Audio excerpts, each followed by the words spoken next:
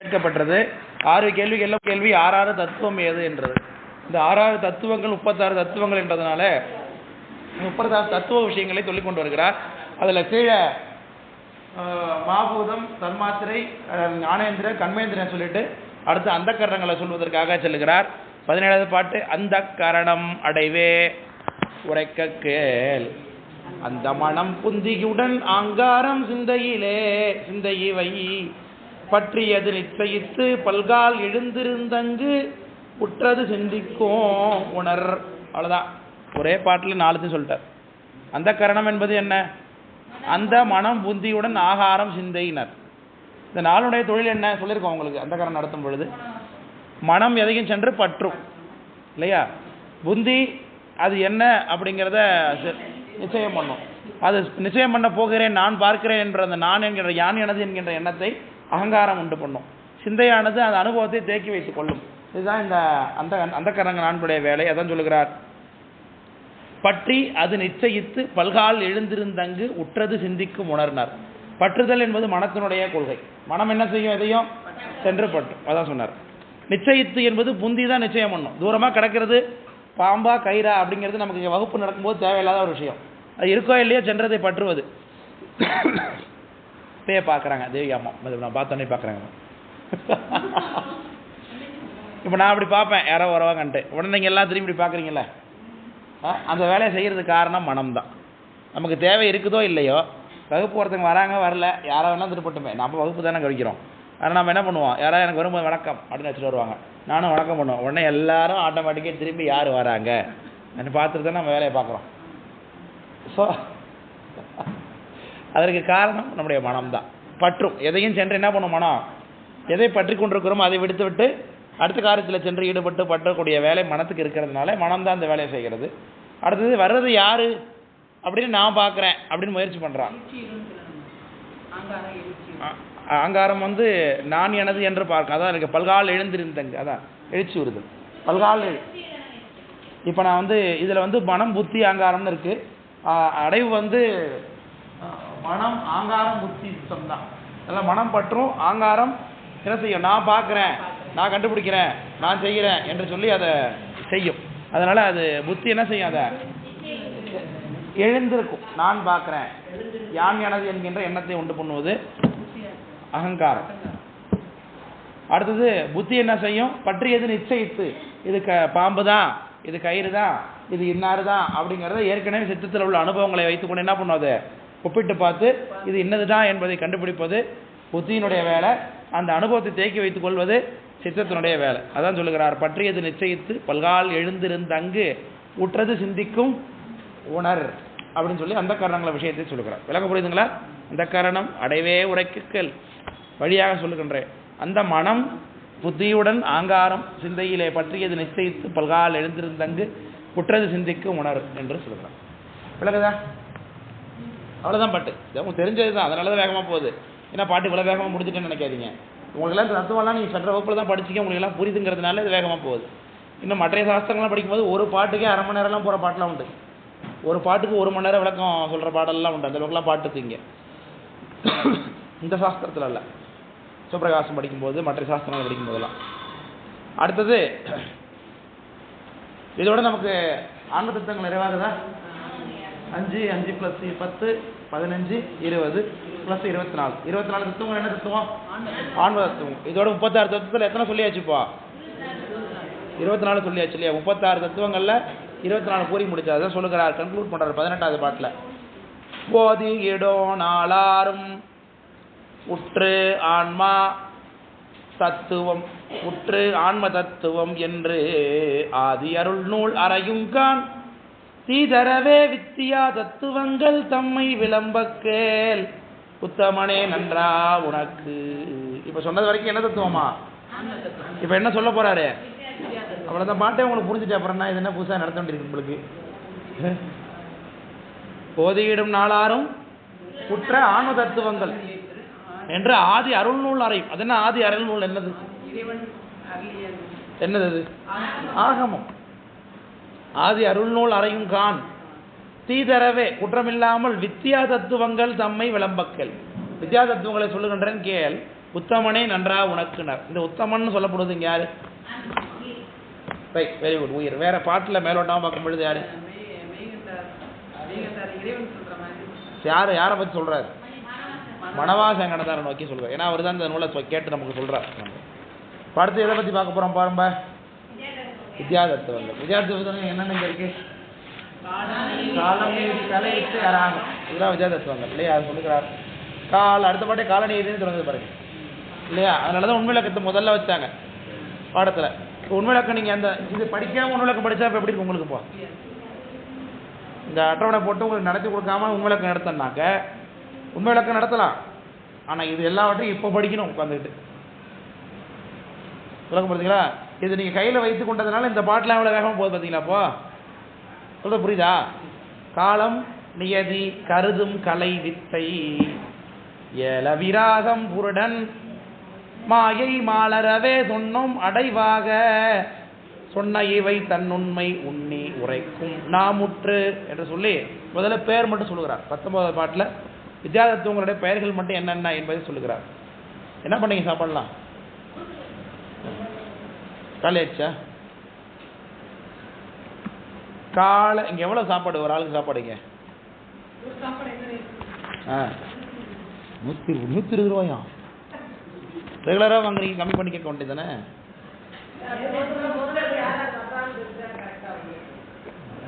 அதான் அட்டண்டன்ஸ் கேளுங்க. நான் அடுத்த வகுப்பு வச்சா யார் யார் வருவீங்க அப்படிங்கிறத ஓட்டிங் ஒன்று கிரியேட் பண்ணி போடுங்க. அது வரவங்கள கன்ஃபார்மாக பண்ண சொல்லுங்கள். வராதவங்கள கேளுங்க. சொல்லாமல் வந்தவங்கள ஏன் பார்க்கலன்னு கேளுங்க. மெசேஜ் ரெகுலராக பார்க்கணும், குரூப்பில் பார்க்கணும், எல்லாம் தெரிஞ்சுக்கணும்.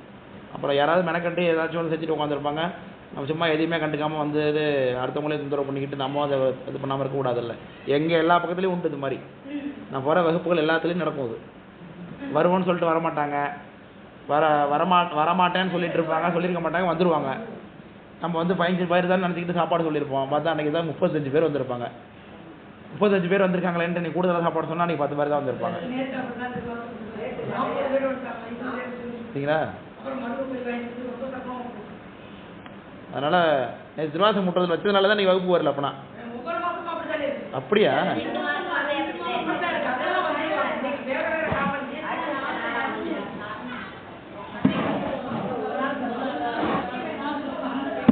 மாதம் மாதம் திருவாசகம் முட்டுறதில்ல? ஏன் வேற சாஸ்திரம் வேற நூல் ஏதாவது முற்றுவல் பண்ண வேண்டியதானே? இல்லை திருவாசகத்தையே முற்றுவல் பண்ணுறீங்களே மாதம் மாதம், வேற ஒரு திருமுறை முற்றுவல் பண்ணலாம்ல? 7 பண்ணலாம், முதல் திருமுறை பண்ணலாம், 2ஆம் திருமுறை பண்ணலாம்.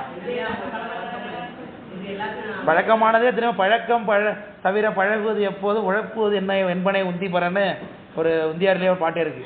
பழக்கப்பட்டுக்கிட்டே இருக்கிறதையே பண்றதுக்கு என்ன பிரயோஜனம் இருக்கு? புதுசாக செய்ய வேணாமா? அடுத்து ஏதாவது 7ஆம் திருமுறையா, அடுத்து இல்லை 11ஆம் திருமுறையில் ஒரு 10 பாதி பாட்டு அப்படி ஏதாச்சும் வச்சுக்கிட்டு மாற்றத்துக்கு வாங்க. நமக்கு சௌரியமாக இருக்கிறதையே செஞ்சுக்கிட்டே இருக்கலாமா எப்படி இருந்தாலும்? அது மாதிரி பண்ணுங்க. அதுதான் நமக்கு பயன்பாடாக இருக்கும். முற்றுவதல் பண்ணுறோம், திருவாசகம் முற்றுவதல் பண்ணிட்டே இருந்தானா இப்போ அதுவும் நமக்கு பிரயோஜனம். வந்தோமா உட்காந்தாமா படித்தோமா சரசரன்னு படித்து முடிச்சோமா வேலையை முடிச்சு கிளம்பணுமான்னு ஆகிடுவாங்க. அதுக்கு பொருள் சிந்திக்கிறதுக்கு ஒரு வகுப்பு வைக்கணும். பொருளோடு சிந்திச்சாதான் திருவாசகம் முற்றுவதல் பண்ணுறது. ஆமாம்.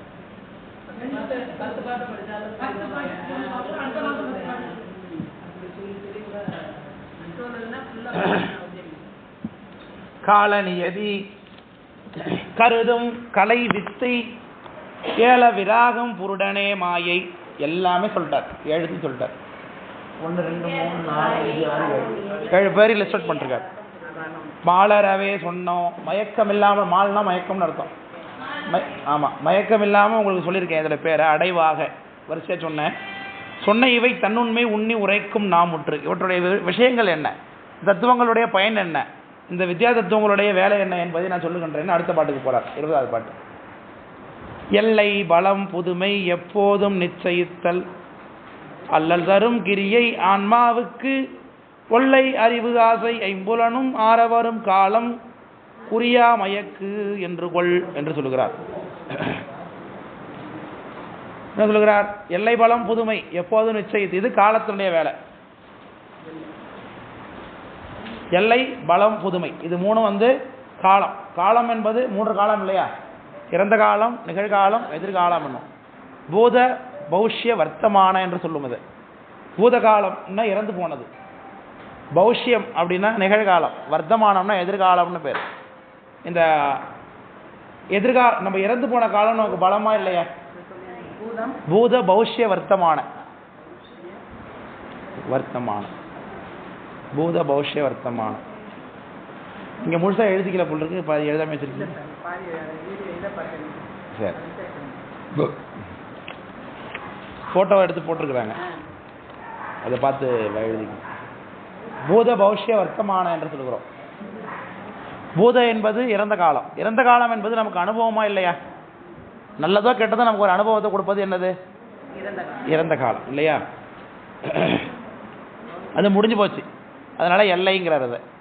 பலம்ங்கிறது நிகழ்காலம், இப்போ இருக்கு நம்ம கையில், இப்போ டைம் நம்ம கிட்ட இருக்குங்கிறது பலம் இல்லையா? அது நிகழ்காலத்தை பலம்ங்கிறாரு. புதுமைங்கிறது எதிர்காலம், அது இனிதான் என்ன பண்ணும், வரும். அதனால எல்லை பலம் புதுமை என்பது காலத்தை குறிக்கிறது. எப்போதும் நிச்சயித்தல் அப்படிங்கிறது நேதி தத்துவம்.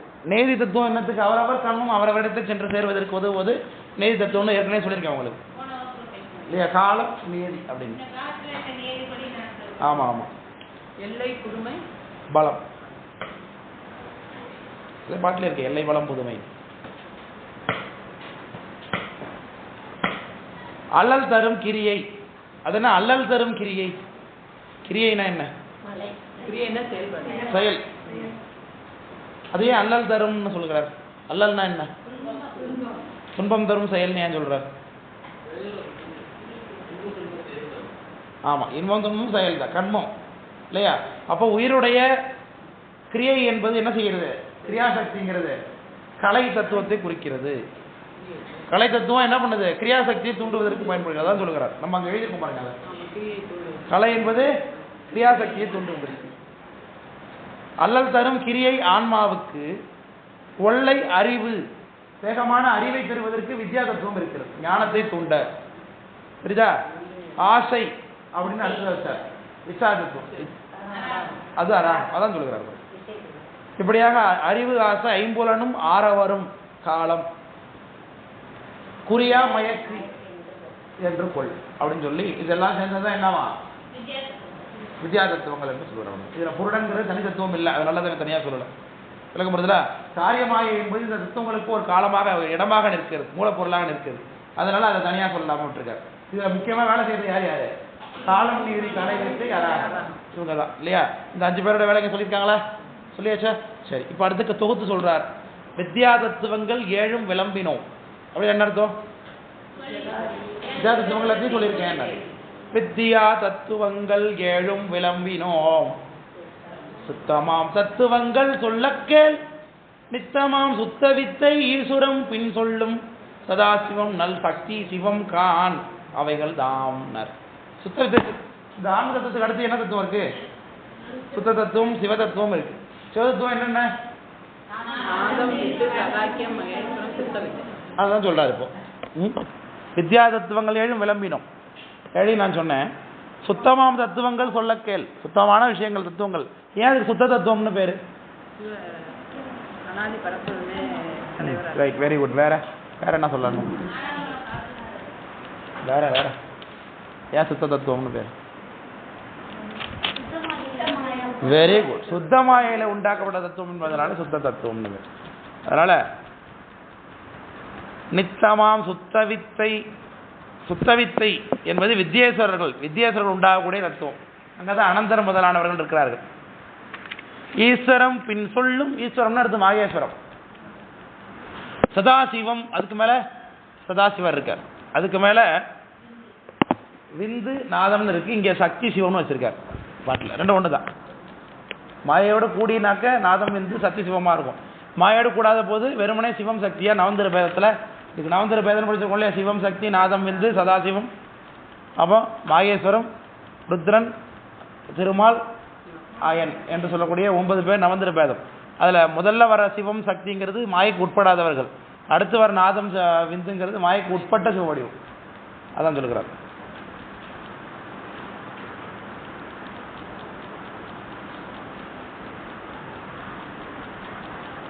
அதனால் இந்த சுத்த தத்துவங்களுடைய பயன் என்னங்கிறது இந்த பாட்டில் 27வது பாட்டில் சொல்ல போகிறார். அது பேரை சொல்லிட்டார். ஏதாவது தத்துவங்கிறத பேரை கீழே சொல்லியாச்சு. இப்போ அதோடைய பயன்கள் என்னென்னு சொல்லுகிறார். சுத்த வித்தை ஞானம் மிகும் தொன்மையாம் ஈஸ்வரம்தான் அத்தன் தொழில் அதிகமாக்கியிடும் ஒத்த இவை சாதாக்கியம் என்றும் சக்தி சிவம் கிரியை ஆதார ஞான உருவாம் என்று சொல்லுகிறார். அதனால நாதம் என்பது சிவபெருமானுடைய ஞான சக்தி மிகுதிப்படும் பொழுது என்னாச்சு உண்டானது. சிவபெருமானுடைய கிரியாசக்தி மிகுதிப்படும் பொழுது விந்து தத்துவம் உண்டானது. ஞானசக்தி கிரியாசக்தி சேர்ந்து சமமா இருக்கும் பொழுது சாதாக்கியம் உண்டானது. அகைன் திரும்ப கிரியாசக்தி மிகுதிப்படும் போது மாகேஸ்வரம் வராரு. அடுத்து திரும்ப ஞானசக்தி வரும் பொழுது சுத்த வித்தை. அதான் சொல்லுறாரு பாருங்க, சுத்த வித்தை ஞானம் மிகும் தொன்மையாம்னர். ஞானம் மிகுந்ததுனால உண்டாகிறது என்னது சுத்த வித்தை. ஈஸ்வரம் தான் அத்தன் தொழில் அதிகம். மாகேஸ்வரம் கிரியை, தொழில்ங்கிறது கிரியை குறிக்கிறது. தொழில் என்ன கிரியை வினை. பெருமானுடைய கிரியாசக்தி அதிகமானதுனால என்ன உண்டாகுது மாகேஸ்வர தத்துவம் உண்டாயிருக்குங்கிறார். உங்களுக்கு தெரிஞ்சதுதான் பாட்டா படிக்கணும், அவ்வளவுதான், வேற ஒண்ணுமே கிடையாது. மாகேஸ்வரம்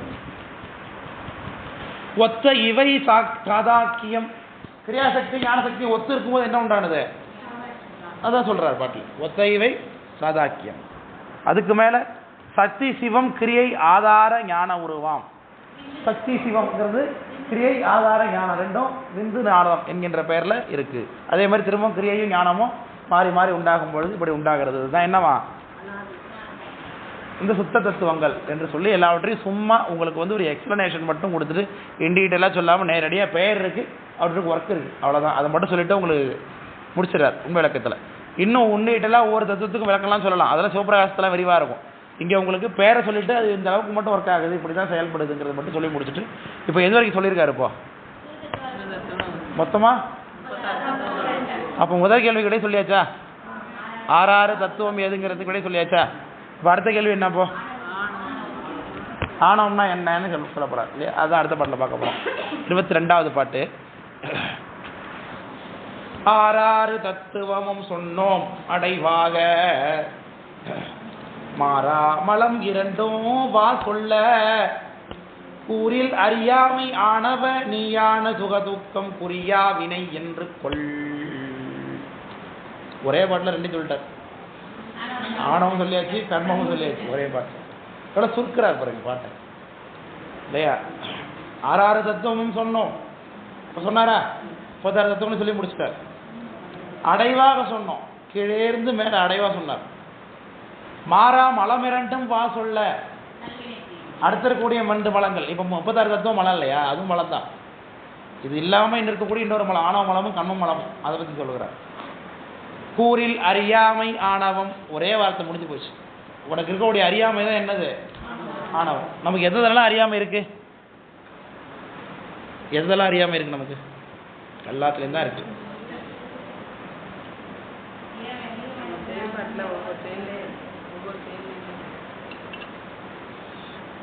நம்ம குழந்தைங்களாம் நம்மளை கடைசி வரைக்கும் நல்லா மரியாதையே பார்த்துக்குவோம். இப்போ கொடுக்குற பயம், இப்போ நம்ம மேலே இருக்கிற பயம் அப்படியே இருக்கும், இப்போ கொடுக்குற மரியாதை அப்படியே இருக்கும், கடைசி வரைக்கும் அப்படியே நம்மளை வச்சுக்கோம் அப்படி நம்ம நினைக்கிறோம். அது அறியாமல் இல்லையா? நம்ம கணவர் நம்ம மீது அப்படியே பாசமாக தான் இருக்காரு, நம்ம இல்லைன்னா அப்படியே நம்மளை நினச்சிக்கிட்டே இருப்பாருன்னு நம்ம நினைக்கிறோம். அது அறியாமல் இல்லையா? நம்ம மனைவி இப்படி தான் இருக்காங்கன்னு கணவர் நினச்சிக்கிறாரு, நம்மள நம்புறாரு, அது அறியாமல் இல்லையா?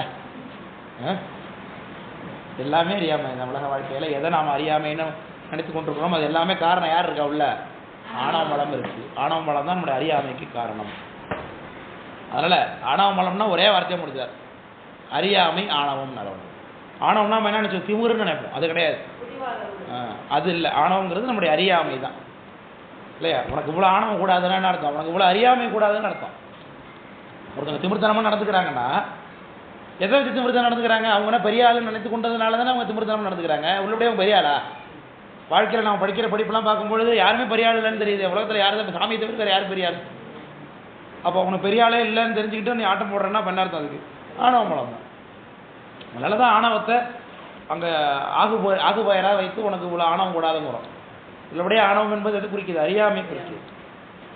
உலகத்தில் நம்மளோட எவ்வளோ விஷயம் பெரிய இருக்குது. நம்ம படித்ததை விட படிக்காத விஷயம் அதிகமாக இருக்குது.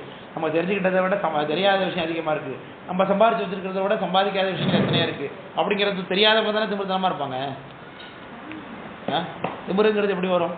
ஒன்று படிப்புனால வரும், அப்படின்னா காசுனால வரும். 2 நாள் தான் வரும். இப்போ நான் படிச்சிருக்கேன், இப்போ எனக்கு எல்லாம் தெரியும்னு நீங்கள் எனக்கு சொல்கிறீங்க. அப்போ எனக்கு தெரியாத உலகத்தில் ஒன்றுமே கிடையாதா? கட்டுறது கையளவு தான், கல்லாது உலக அளவு இல்லையா? எவ்வளோ சொத்து சேர்த்தாலும் நம்ம சேர்க்காததான் அதிகமாக தவிர்த்து, எவ்வளோ தான் காசு வச்சுட்டாலும் நம்ம சேர்க்காததான் அதிகமாக இருக்குமே தவிர்த்து நம்ம சேர்த்தது அதிகமாகவே இருக்காது என்றைக்குமே. அப்போ உலகத்தில் நம்ம சேர்க்காத அதிகம்னு தெரியாமலே நம்ம திமிர்த்தனமாக இருந்தோம்னா அது என்ன அர்த்தம்? உலகம் ரொம்ப பெருசுன்னு தெரியாமல் இருக்கிறது தானே, அது அறியாமை தானே. அப்போ ஆணவமலம் தான் நம்மளை திமிர்கொள்ள வைக்குது. அதனால் அறியாமை ஆணவம்னார். நீயான சுகதுக்கம் குறியா வினை என்று கொள். சுகதுக்கத்திற்கு நீ ஆட்பட்டு கொண்டிருக்கிறாயே, சுகமடைந்தால் மகிழ்ச்சி அடைகிறாயே, துன்பமடைந்தால் துக்கப்படுகிறாயே, அதுதான் உன்னுடைய கர்மா, அதுதான் உன்னுடைய வினைன்னு சொல்லு. உள்ளபடி நீ துக்கப்படுறதுனால உனக்கு ஏதாவது ரிலீஃப் கிடைக்க போதா? துக்கப்பட்டாலும் நம்மள தான் என்ன முடியும், நம்ம சமாதானப்படுத்தி கொண்டு திரும்ப ஆஸ் யூஷுவல் ரொட்டீன் லைஃபுக்கு மாறிக்கணும். சந்தோஷப்பட்டாலும் சந்தோஷமாக நமக்கு நிரந்தரமாக இருக்குமா? இருக்காது. அப்போ ரெண்டுமே நமக்கு என்ன இல்லை, உண்மை இல்லை என்று தெரியாமல் நம்ம என்ன பண்ணுறோம்? மயங்கி அந்த மோகம், மதம், அராகம், வாட்டம், விசித்திரம்லாம் படிச்சுவேன். அதேமாதிரி உலக பொருள்கள் நம்ம தான் மயங்கி சுகதுக்க அனுபவங்களாக நாமே தான் நினைத்து கொள்கிறோம். இதே ஃபேன் இப்போ சந்தோஷமாக நல்லா ஃபேன் ஒன்றா தேவையில்லைன்னு இருக்குது. இதே மார்கழி மாதம் ஃபேனு வேணான்னு ஃபேனை ஆஃப் பண்ணிட்டா தேவலாம் போல இருக்குது. இப்போ ஃபேன் ஏதாச்சும் அதில் நல்லதே கெட்டதே பண்ணுதா? நாம தான் அதை நல்லதாகவும் கெட்டதாகவும் வேண்டதாகவும் வேண்டாததாகவும் பார்த்து கொண்டிருக்கிறோம். அப்போ கர்மம் என்பது நம்மளுடைய விருப்பத்துக்கு ஏற்பதான் நடக்குதை தவிர்த்து உலகத்தினால கிடையாது. அதனால கர்மம் என்பது உன்னுடைய சுகதுக்கத்தை பொறுத்து தான் என்று சொல்லுகிறோம். பார்க்க முடியுதுங்களா? ட்ரெயினில் போகிறோம், உங்களுக்கு பிரியாணினா பிடிக்கவே பிடிக்காது, பிரியாணி வாங்கினா பிடிக்கவே பிடிக்காது. பக்கத்தில் ஒருத்தர் உட்காந்து பிரியாணி சாப்பிட்றாரு, இவன் இங்கே தான் உட்காந்து சாப்பிடணுமா என்று நினைக்கிறோமே. அவன் பாட்டுக்கு அவன் சாப்பிட்றான், உனக்கு பிடிக்காதுங்கிறது தானே இங்கே விஷயமா இருக்குது. இப்போ அதனால நீ வெறுக்கிறாய், அதனால உனக்கு கர்மம் உண்டாகிறது. அவன் பிடிச்ச விஷயத்த பக்கத்தில் உட்காந்து சாப்பிட்றான், மனசு என்ன பண்ணணும்? வீட்டுக்கு போனோன்னே முதல்ல செஞ்சு சாப்பிட்ணும், அப்படின்னா வீட்டில் போய் கடையிலாவது வாங்கி தின்னணும் அப்படின்னு மனசுக்குள்ளே ஏங்குகிறோமா இல்லையா? அப்போது சாதாரணமாக உலகத்தில் நடக்கக்கூடிய ஒரு பொருளை இன்பமாகவும் துன்பமாகவும் கற்பனை செய்து கொள்வது யார்? நாம தான். அதனால் கர்மம் என்பது நம்மளுடைய செயலால் தான் நடக்குது. ஆமாம், நம்மளுடைய செயலால் தான் நடக்குது. அப்போ இதெல்லாம் பெருமானுடைய காரியம் என்பதை உணராமல் நம்முடைய காரியம் என்று நினைத்துக் கொள்வதனால தான் நமக்கு கர்மம் உண்டாகுது. ஏதோ ஞானசம்பந்த பெருமானார் வழிவலத்தில் பாடினார், உள்ளையாரி உள்ளம் ஒன்றி கள்ள வினை ஒழிந்து காம வினையை கற்றினார். கள்ள வினையினார். அது கள்ள வினை அப்படின்னா, கள்ளம்னா திருட்டுன்னு அர்த்தம். யாருடைய பொருளை நாம் திருடிக் கொள்ளுகிறோம்? சிவபெருமானுடைய பொருளை திருடிக் கொள்ளுகிறோம். சிவபெருமான் தான் இந்த உலகத்துக்கு கர்த்தா. ஆனால் அவருடைய கர்த்தத்துவத்தை நாம தான் செஞ்சுக்கிட்டோம். இது நமக்கு நல்லதாக இருக்குது, நமக்கு கெட்டதாக இருக்குன்னு நாமளே முடிவு பண்ணி கொண்டு வினையிலே எழுந்துகின்றோம். அதனால் அந்த கள்ளத்தனத்தை விட்டுடணும்னு சொல்கிறார். கொள்ளையாரி உள்ளம் ஒன்றி கள்ளம் ஒழிந்து காம வினையை கட்டினார். விருப்பப்படாத எது மேலேயும், எதை மேலே விருப்பப்பட்டாலும் நமக்கு என்னது, அது நமக்கு பிரச்சனை தான் இல்லையா? விருப்பப்படாது கிடைக்கலன்னா சோகப்படுவோம், விருப்பப்படாது கிடைச்சிட்டுனா மதர்ப்பு வந்துடும், திமிர் வரும். நம்ம நினச்சது கிடைச்சிட்டுனா என்ன பண்ணுவோம்? திமிர் வரும். அதை இழந்துட்டோம்னா திரும்ப சோகம் வரும்.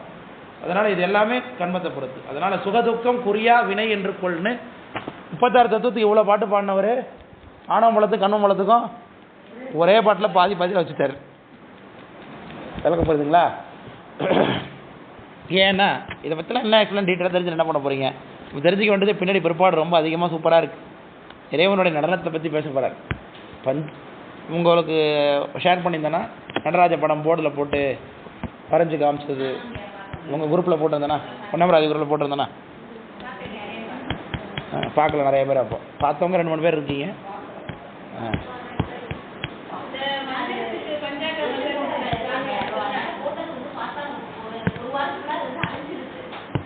ஏன் அப்படி போட்டிருக்கீங்க?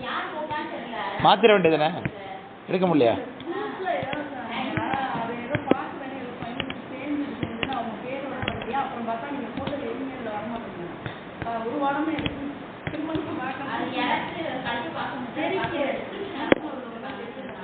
மாற்றிடலாம், பார்ப்போம் என்னன்னு பார்ப்போம்.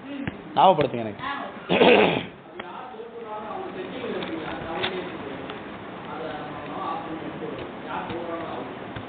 சரிப்பா.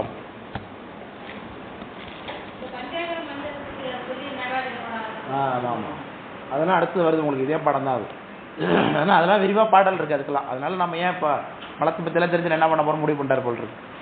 அதனால் இப்போ சொல்லுகிறார். இது வரைக்கும் என்ன சொல்லியிருக்காரு? முப்பத்தாறு தத்துவம் சொல்லியாச்சு, ஆணவம் சொல்லியாச்சு, கண்மமலம் சொல்லியாச்சு. 6 தத்துவமும் ஆணவமும் வல்வினையும் மாறா அருளால் வகுத்துரைத்தீர்.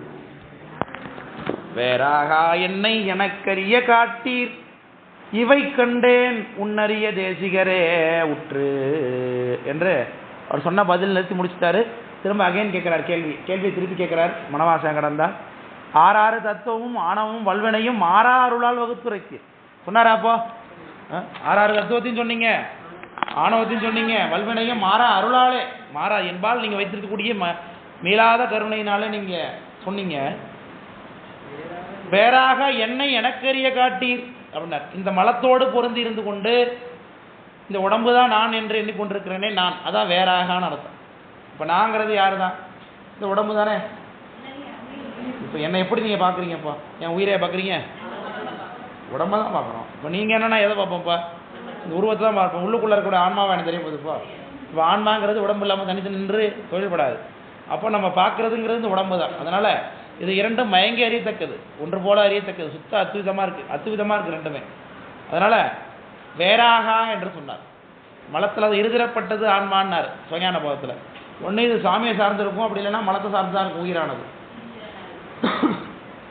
அதனால் இங்கே என்னை எனக்கரிய காட்டீர், என்னை பற்றி சொல்லுங்கள், பசுத்துவத்தை சொல்லுங்கன்னு சொல்லுகிறார். இவை கண்டேன் உன்னறிய தேசிகரே உற்று. பெருமானே, தேசிகர்னா குருநாதன் அர்த்தம். பெருமானே என்னுடைய தன்மையை எனக்காக சொல்லுங்கள் என்று சொல்லுகிறார். விளங்குதா பாட்டு? அடுத்த பாட்டு இந்த பக்கம் புரியுதா? தூக்கம் வருதா? வரலையே தூக்கம்? தூக்கம் வரா போல தெரியுது எனக்கு.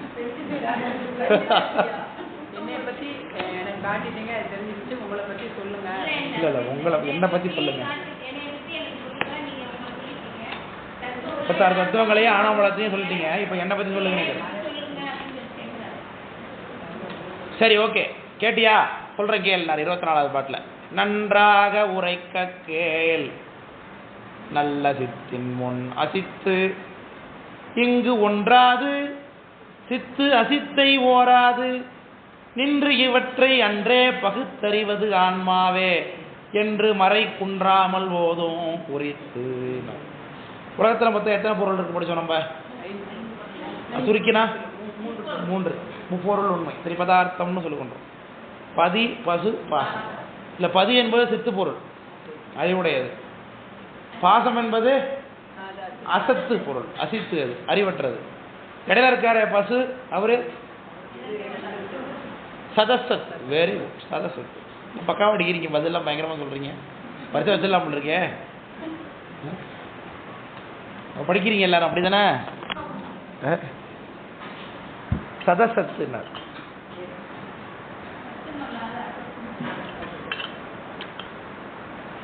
இதில் சித்தாகிய சிவபெருமான் இருக்கான, அவர் எதையும் அறிய வேண்டிய அவசியம் இல்லை. ஏன்னா எல்லாமே அவருக்குள்ளதான் இருக்கு. ஆமாம், வியாபக அறிவு இருக்கு.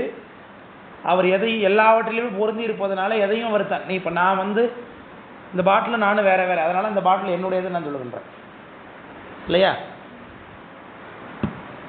இந்த கண்ணும் உயிர் வேற வேற, அதனால இந்த கண்ணு என்னுடையது நான் சொல்லுகின்றேன்.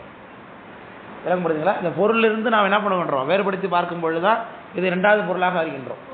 அந்த பொருளுக்குள்ளே எல்லாமே அடக்கம் என்னும் பொழுது அந்த பொருளை அவர் தனித்து அறிய வேண்டிய அவசியம் இல்லை. சிவபெருமானுக்குள்ளே உலகத்தில் உள்ள எல்லா பொருளுமே அடக்கம் என்பதனால சிவபெருமான் எதையும் என்ன பண்ண வேணாம்? சுட்டி அறிய வேணாம். இதுதான் அது, இதுதான் அது, இதுதான் அதுன்னு ஏக தேசத்தில் எல்லாவற்றையுமே அவர் என்ன பண்ணுவார்? அறிவார். நாம் அப்படி அறிய மாட்டோம்.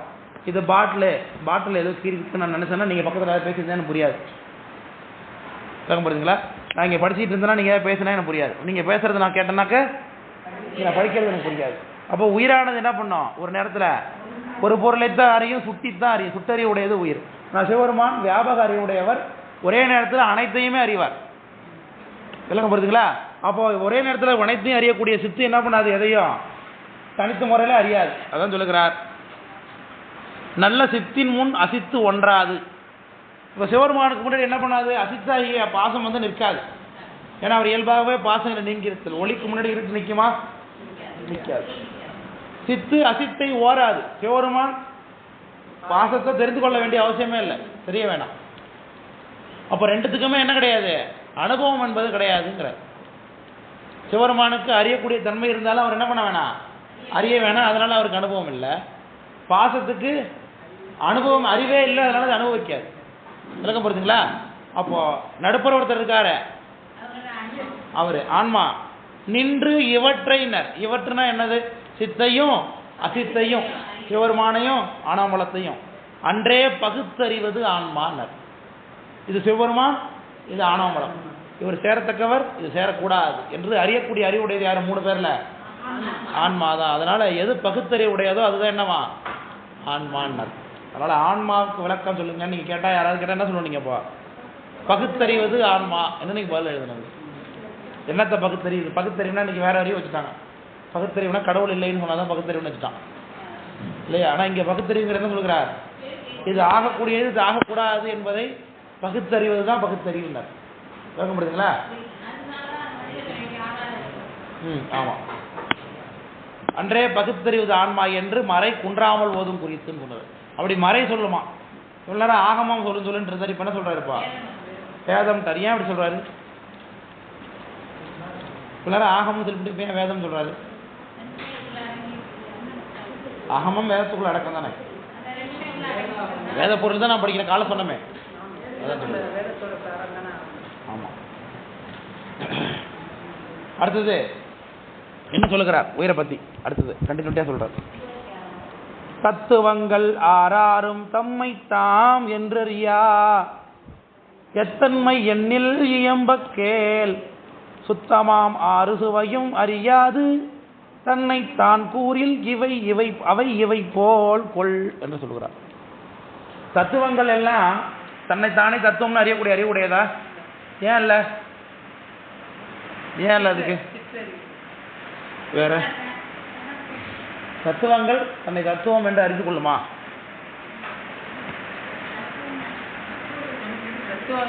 ஏன் அறியாது?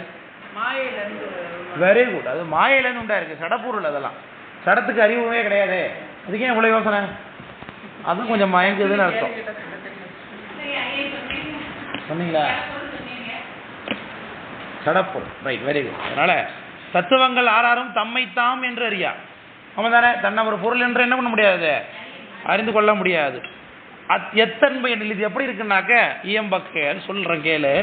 சுத்தமாம் 6 சுவையும் அறியாது தன்னைத்தான் கூறில் அவை இவை போனார். 6 சுவைகளுக்கும் தன்னுடைய சுவை தெரியுமா? அது வேற ஒருத்தர் தான் என்ன பண்ணணும், இந்த சுவையை கண்டுபிடிக்கணும். இது உதாரணம் சுவை. இது நமக்கு இது நேரடியாகவே புரிஞ்சுவிட்டு, ஆனாலும் அவர் என்ன பண்றாரு, ஒரு உதாரணம் சொல்லுகிறார். 6 சுவைகளும் தன்னை இனிப்புண்ணும் கார்ப்புண்ணும் கரிப்புண்ணும் உணராதது போல தத்துவங்கள் என்ன பண்ணாது, தன்னை ஒரு தத்துவம் என்று உணராது. இவற்றை அறிந்து கொள்வதற்கு வேறு ஒரு அறிவுடைய பொருள் தான் வேணும். அப்பதான் இது இன்னதுன்னு கண்டுபிடிக்கலாம். அதான் சொல்லுகிறார். 6 சுவையும் அறியாது தன்னைத்தான் கூறில் அவை இவை போல் கொள், அது போலதான் இது என்று சொல்லுகிறார். சரிதானே? அடுத்த மட்டும் போலாமா? இதுதான் கன்க்ளூஷன். உயிரை பத்தின கன்க்ளூஷன் சொல்றார். ஆன்மான என்னங்கிற 6 சுவையும் அருந்தி அவை தம்மை வேறொருவன் கூறியிடும் மேன்மை போல் ஆறாரும் ஒன்றொன்றா நாடி உணர்ந்து போதில் அதில் உற்று அறிவாய் நின்ற பொருள் தானே கான். நீ கேட்ட கேள்வி என்ன? நான் ஏதுன்னு கேட்டார். நான் தன்னை பத்தி கேட்டார், உயிரை பத்தி கேட்டார். அப்போ நீ எப்படிங்கிறத சொல்ற இந்த பாட்டில். 6 சுவையும் அருந்தி அவை தம்மை வேறொருவன் கூறியிடும் மேன்மை போல். இது இனிப்பு அப்படின்னு தின்னு பார்த்து ஒருத்தன் தான் சொல்லணும். இது கரிப்பு என்று தின்னு பார்த்து தான் ஒருத்தர் சொல்லணும். அது மாதிரி சிவம் தன்னைத்தானே அருந்து சிவம் இந்த இன்பத்தை உணராதவர் அவர். ஆணவமலம் தன்னை யாருனே அது தெரியாது, அது அறிவற்ற பொருள். அப்போ இது ஆணவமலம் என்றும் இது சிவபெருமான் என்றும் அருந்தக்கூடிய வல்லமையுடன் தானே அருந்த முடியும் இல்லையா? அப்படித்தான் எப்படி சுவைகளை தான் ஒருத்தன் வேற ஒருத்தன் அறிந்து இதுதான் இந்த சுவை, இது இனிப்பு, இது கரிப்பு, இது புளிப்பு, இது கசப்புன்னு அவன் சொல்லுகின்றானோ, அதே மாதிரி இது சிவம், இது பாசம் என்று யார் உணர்கிறாரோ ஆறாரும் ஒன்றொன்றா நாடி உணர்ந்து ஒவ்வொரு தத்துவத்திலையும், அதாவது 36 ஒவ்வொரு தத்துவத்திலையும் ஒன்று ஒன்றாக நாடி சென்று உணர்ந்து ஓதில் அதில் உற்று அறிவாய் நின்ற பொருள் தானே காண்பி. அந்த தத்துவங்களோடு பொருந்தி இருந்து கொண்டு அறிவாக அறியக்கூடியவன் யாரு? இதுதான் உயிர், அதுதான் நீ என்று தன்னுடைய மனவாசம் கடந்தார் அந்த குருநாதர் சொல்லுகின்றார்.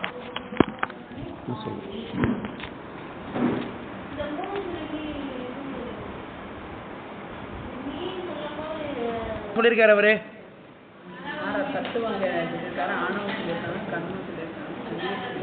உயிரும் சொல்லியாச்சு. Very good very good. 5 பொருட்கள்ல 4 சொல்லியாச்சு. ஆணவம், கண்மம், மாயை, உயிர்.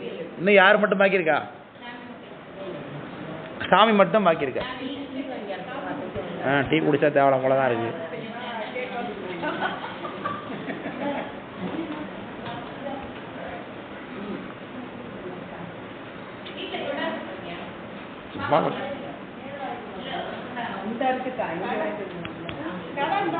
இங்கே வாங்கிக்கலாம், அப்படியே வாங்கிட்டு சொல்லுங்க.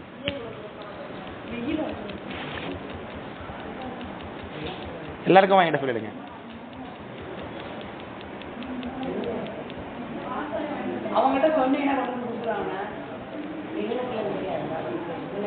வேற எதுவும் பாத்திரம் வாலிலாம் இல்லையா? இந்த பாத்திரம் நிறைய வச்சிருந்தீங்க. தூக்கு சட்டி வாலி கேட்குறாங்க. இருந்தா நசமா வாங்கி தானே வாங்கிட்டு போகும்.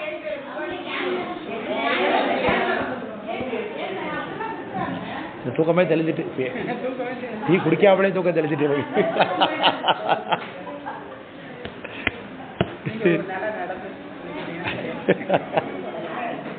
தெளிஞ்சிட்டு. ஆமா, இது காரணம் என்னன்னா நடத்தின பாடமே திருப்பி திருப்பி நடத்துற. அது ஒரு காரணம் எனக்கு. இப்பதான் போன வாரம் தான் இவங்களுக்கு இதெல்லாம் நடத்திட்டு வந்தேன். திரும்ப நடத்தினேன். புது சப்ஜெக்டாக இருந்ததுன்னா எனக்கு ஒரு இன்ட்ரெஸ்ட் அதில் இருக்கும். எல்லாமே நடத்துனதே நடத்தி. இதை பாருங்க, இதை நான் அந்த நோட்ஸை எடுத்து 3 வருஷம் ஆகுது, 4 வருஷம் ஆகுது.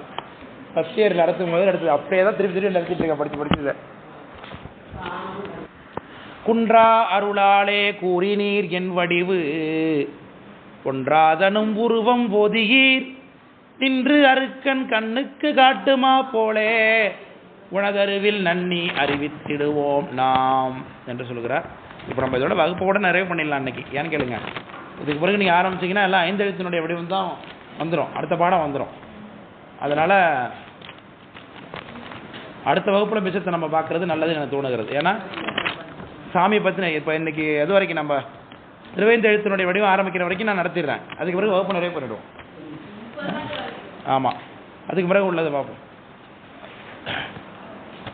குன்றா அருளாலே கூறினீர் என் வடிவு பொன்றாதனும் உருவம் போதியீர் நின்று அருக்கன் கண்ணுக்கு காட்டுமா போலே உனதறிவில் நன்னி அறிவித்திடுவோம் நாம் என்று சொல்கிறார்.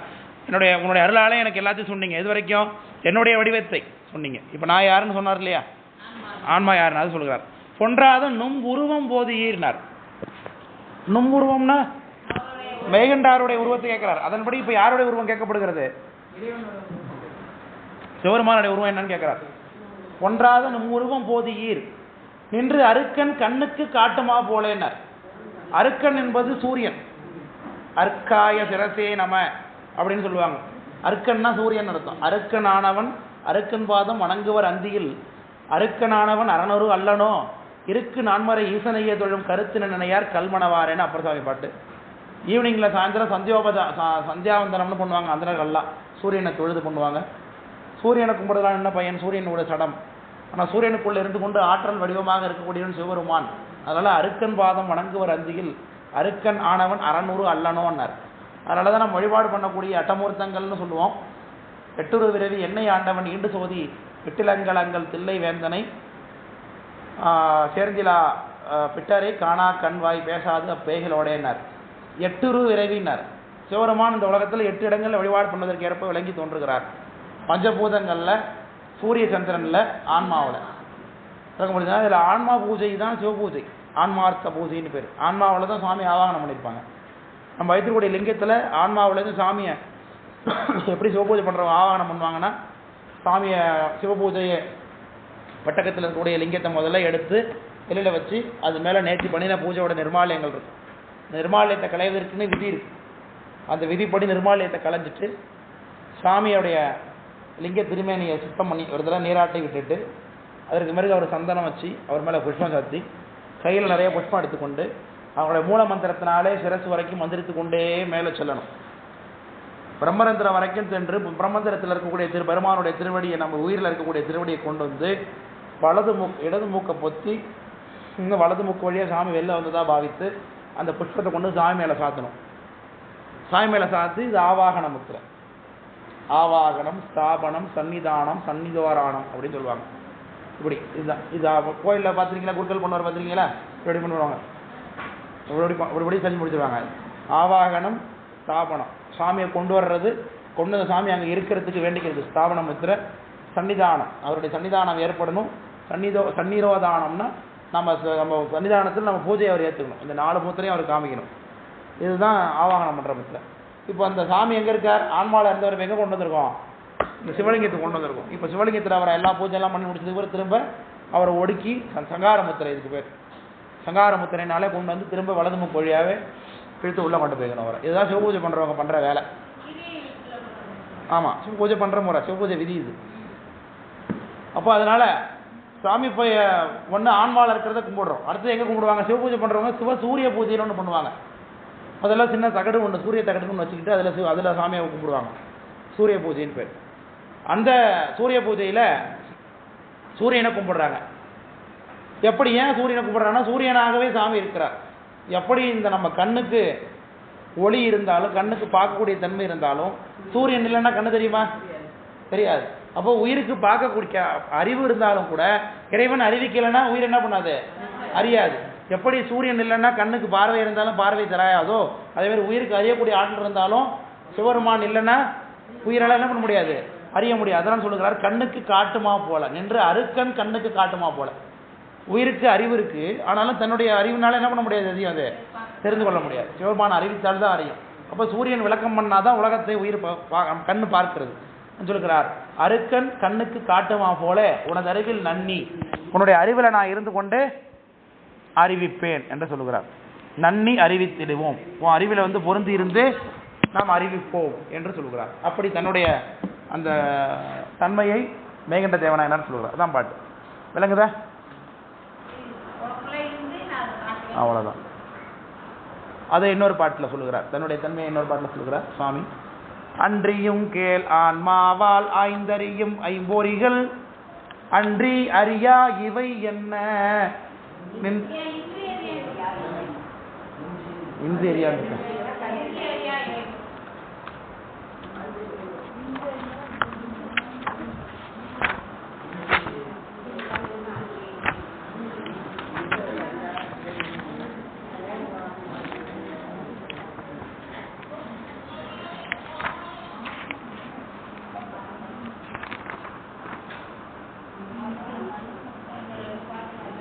இன்று எரியாதான்.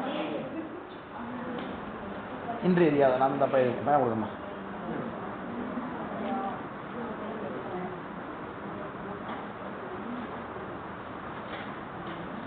அன்றியும் கேள் ஆன்மாவால் ஆய்ந்தறியும் ஐம்பொறிகள் இன்றி அறியா இவை என்ன என்றது போல் ஓவாமல் உன்னை உணர்த்துவோம் உன்னறிவில் மேவாமல் மேவினாம் என்று சொல்லுகிறோம்.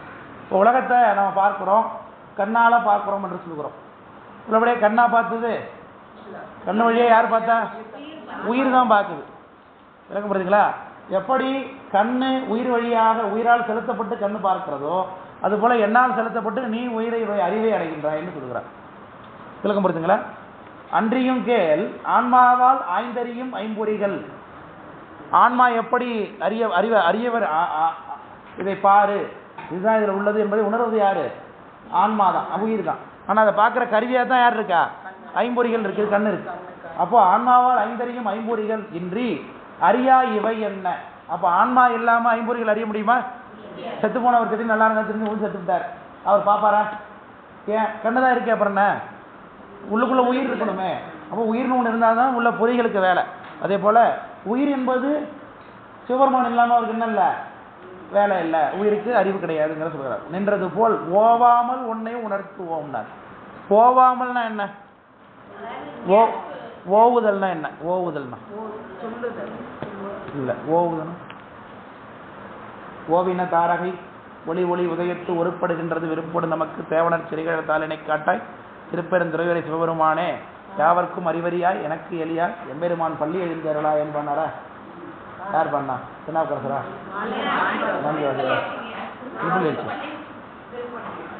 சரி. ஓவின தாரகைன்னு என்ன?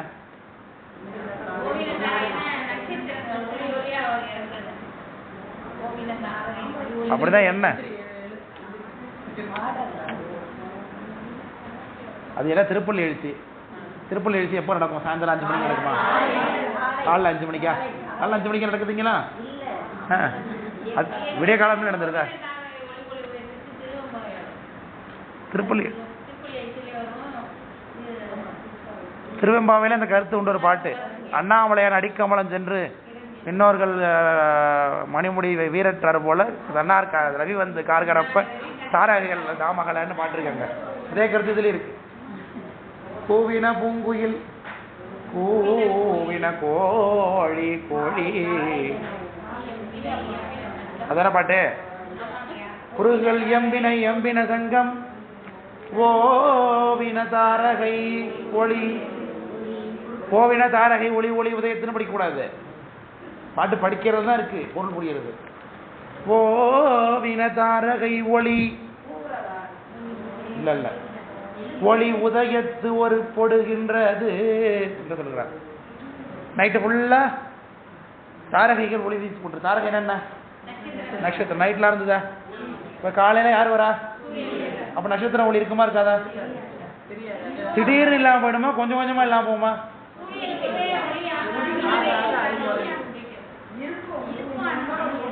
அவர் இருக்காரு, ஆனா அவர் இருக்கிறது தெரியாம இருக்கு. அதுதான் ஓவுதல்னு பேரு. நட்சத்திரம் இல்லாம போயிட்டு நம்ம சூரியன் தானே, நட்சத்திரம் இருந்துகிட்டு தான் இருக்கு, அதுல ஒளி மட்டும் என்ன போச்சுப்பா வெளியில தெரியாம இருக்கு. அதுதான் ஓவுதல்னு அர்த்தம். ஓவின தாரகை ஒளி. ஓவினா குறைந்து போறதுன்னு அர்த்தம். குறைந்து போறது,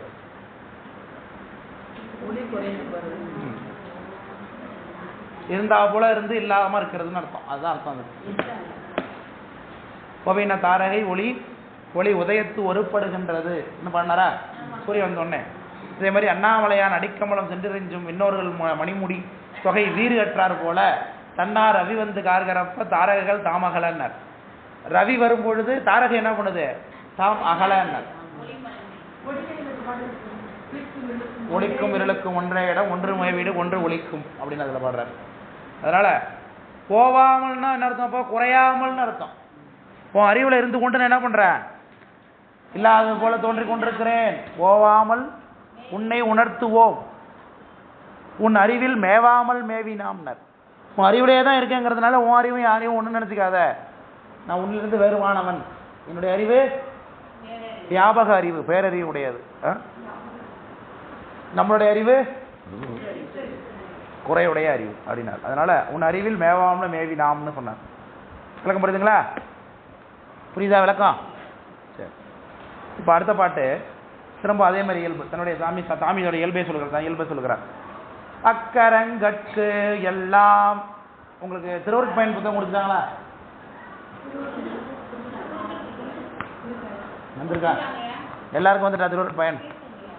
ஏன்னா சாஸ்திரம் இப்போ அடுத்த வகுப்புல உங்களுக்கு உண்மையில முடிச்சிட்டு போல் இருக்கு இல்லையா? அப்போ அடுத்த திருவருட் பயன் தொடங்கணும்ல, அதுக்காக கேட்குறேன். உண்மையில முடிஞ்சா இன்னைக்கே கிடையாது, அதனால அடுத்த வகுப்புல உங்களுக்கு உண்மையில நிறைவாகும். அதுக்கு அடுத்த வகுப்புல திருவருட் பயன் நிறைவாகும்.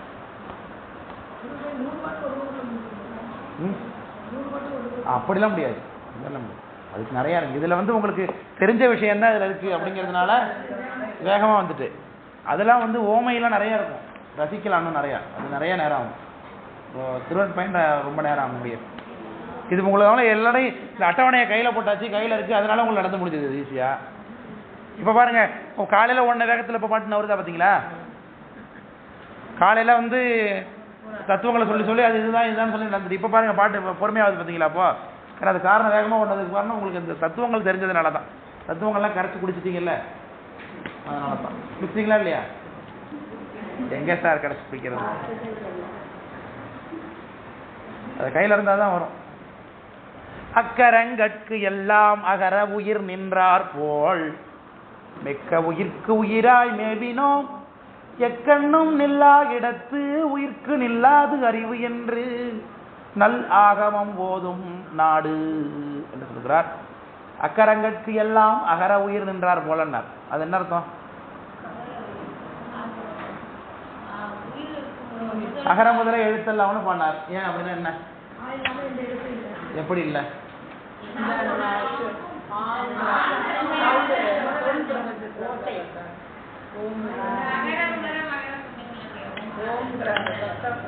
சொன்னீங்களே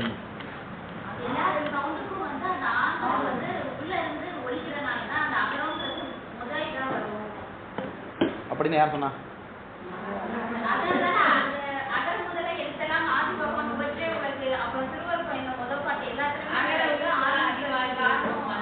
அதான் நம்ம வகுப்புல சொல்லியிருக்கோமா இல்லை நீங்க வேற எங்கேயாவது படிச்சு?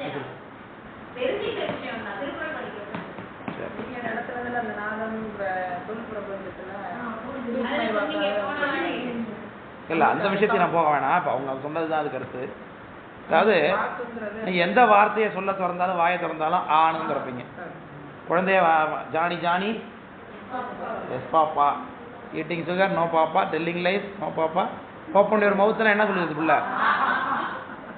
ஓப்பன் யுவர் மவுத்னா நம்ம வாத்தியார் டாக்டர்கிட்ட போறோம் பல்லு பிடுங்கிறதுக்கு, உடனே என்ன சொல்லுவாரு? ஆ காட்டுங்கன்னு தானே சொல்றாரு. ஆ காட்டுங்கன்னா ஆண் எழுதியே காமிக்க முடியும். இப்போ போய் அங்க ஒரு படத்துல விவேக் சொல்லுவாங்க தெரியுமா?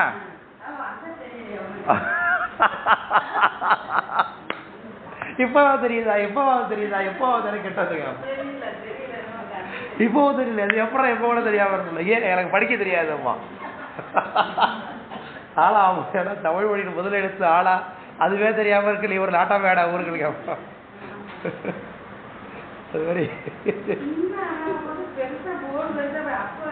போர்டு பெருசா போட்டு கண்ணு கிட்ட கொடுத்து அது இப்போ தெரியல இப்போ தெரியலமா. ஏன் எப்படி தெரியாம இருக்கணும்? ஏன்னா எனக்கு தெரியாது, நான் படிக்கலாமா. நீங்கள பார்த்து இல்லையா அந்த காமெடி? நல்ல காமெடிலாம் பார்க்காம இருக்கீங்க. அதனால நீங்க வாயை திறந்தாலே உங்களுக்கு என்ன வந்துடும்? வாயில அப்படிதான் திறப்போம் வாயை. அப்ப நீங்க பாட்டில்னு சொல்றதுக்கு நீங்க வாயை திறந்தாலும் உள்ளுக்குள்ள என்ன வந்துடும்? அதுல அகரம் வந்துடும். அதனாலதான் திருவள்ளுவர் அகர முதலை எழுத்தெல்லாம்னார். உலகத்தில் உள்ள எல்லா எழுத்துக்கும் நீங்க எந்த எழுத்து சொல்ல வந்தாலும் என்ன வரும்? முதல்ல அகரம் உள்ளுக்குள்ள இன்பில்ட்டா இருக்கு. அதுபோல உலகத்தில் உள்ள எல்லா பொருட்கள்லையும் சிவபெருமான் கலந்திருக்கிறார் அத்விதமாக. அது சொல்லுவோம். அதேதான். அப்போ உயிர்களிடத்தும் இருக்கிறார் சாமி. இந்த பொருள்கள்ல மாயாகாரியமான பொருள்கள்ல சாமி எப்படி இருக்கார்? இருக்காரா இல்லையா? அதுல எப்படி இருக்கார்?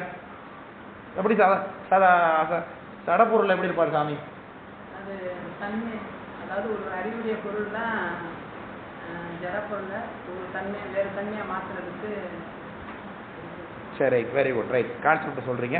இன்னும் தெளிவா அப்படி சொல்லலாம். இன்னும் திருவருளை செலுத்துறதுனால. Very good. திருவருளை செலுத்துறதுனால தான் இந்த பொருள் உண்டாகுது. மாயக்குள்ள திருவருளை செலுத்துறதுனால தான் உலகம் உண்டாகுது. அப்ப திருவருள் மயமாக எல்லாவற்றிலையும் சாமி இருக்கிறார். அப்ப எல்லாம் சுவாமி மேல திருவருளை செலுத்தி தான் நான் வந்து எல்லாத்தையும் உண்டு பண்றது. உலகத்துல மாயை செயல்படுத்தணும்னா சாமி திருவருள்ல தான் செலுத்தினாதான் நடக்கும். அதனால அப்போ சாமியுடைய தன்மை உலகத்துல எல்லா பொருளையும் கலந்துருக்கு. எப்படி எல்லா எழுத்துக்கள்லையும் அகரம் கலந்துருக்குதோ அது போல எல்லா பொருட்கள்லையும் சாமி கலந்துருக்கு. அதாவது அகர உயிர் போல அறிவாகி எங்கும் நிகரில் இறை நிற்கும் நிறைந்து அப்படின்னு சொல்லி திருவருட்பயன்ல முதல் பாட்டு இருக்குது. அக்கரங்கள் தோறும் நின்றார் தாமேன்னு அப்புறம் சாமியே சொல்றாங்க. அகர முதலானை அணி ஆப்பனூரானை பகரும் வினையுடையார் வினைப்பற்று அறுப்பாருன்னு ஆப்பனூர் தேவாரத்தில் ஞானசம்பந்தர் பாடார். திருஆப்பனூர் எங்க இருக்கு? மதுரையில தான் இருக்கு. உங்களுக்கு பக்கத்துல தான் இருக்கு. அப்படி யாரும் சொல்ல மாட்டீங்க? ஆப்பனூர் மதுரை தானே அது?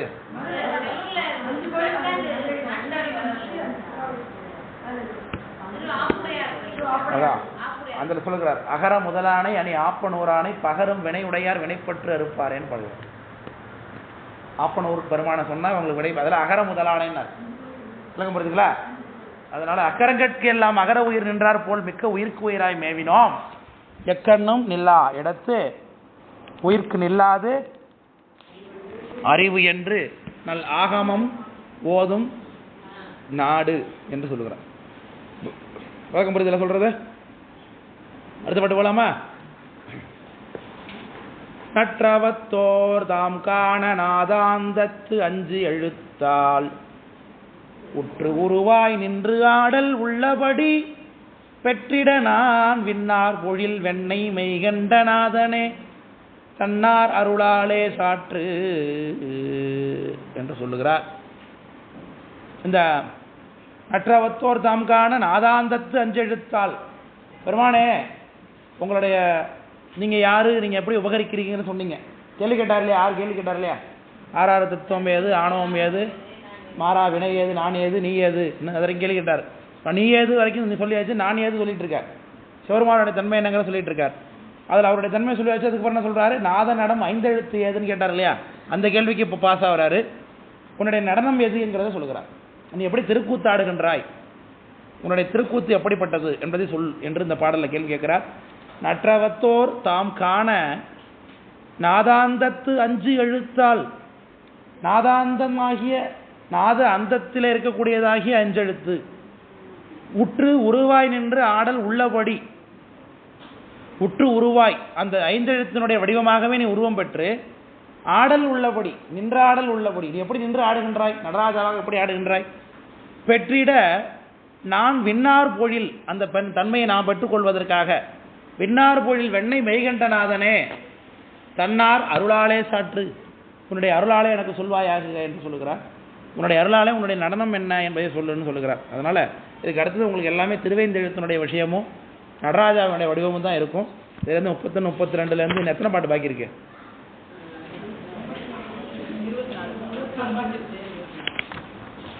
12, 13, 14, 15, 16, 17, 18, 19, 20, 21, 22. இது அடுத்த வகுப்புல பார்க்கலாமா? இதெல்லாம்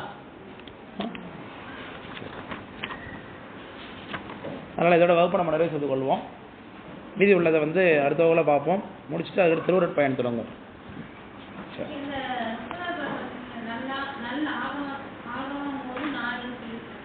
ஆமாம், நாடி சென்று தேடி பார்.